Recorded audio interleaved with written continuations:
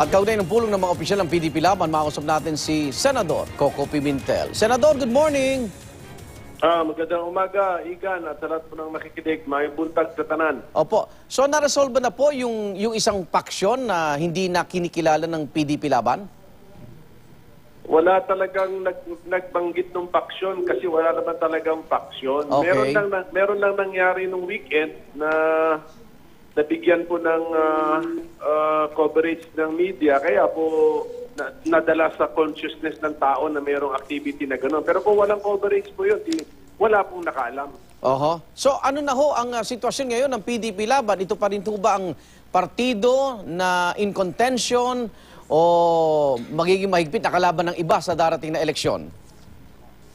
It's the same party. Wala naman po nangyari sa amin. Walang intriga, walang hatian, walang infighting sa loob. Opo. At bilang isang political party, obligasyon namin na mag-participate sa darating na eleksyon. Kaya paghahandaan po namin ito. Pero alam namin na yung ibang partido ay naghahanda din. Oho.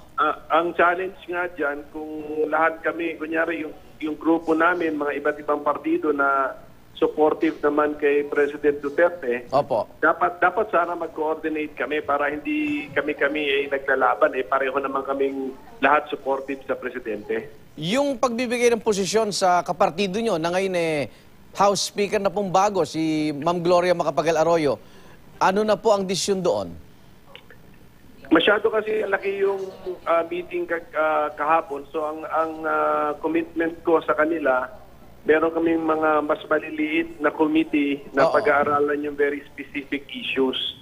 So, for example, meron nga mga nag-suggest ng ganyan, pag-aaralan po namin yun. Kasi, meron namang merito yung suggestion na bigyan ng mataas na posisyon sa loob ng partido ang isang membro na mataas naman ang hinahawakang posisyon sa gobyerno. Okay. Pero hindi automatic yun sa amin, Igan. So, pag-iisipan po namin yun. At meron naman kasing merito yung suggestion. Yung bumuo ng koalisyon, bukas po ba ang PDP Laban dito? Kasama yung naging regional party ni Davao City Mayor Sara Duterte?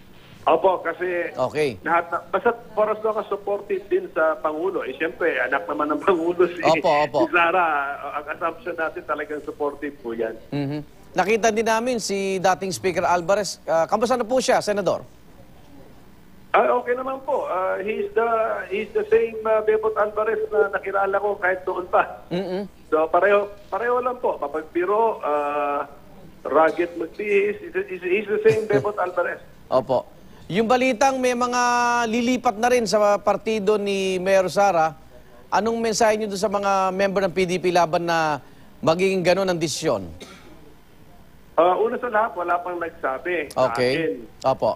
Pero kung sakaling meron gustong lumipat, hindi lang doon sa regional party, but kunyari, lilipat sila sa ibang national party. Opo. Okay lang po yun kasi hindi naman sila pinilit sumama sa amin, hindi din namin sila pipigilan na umalis.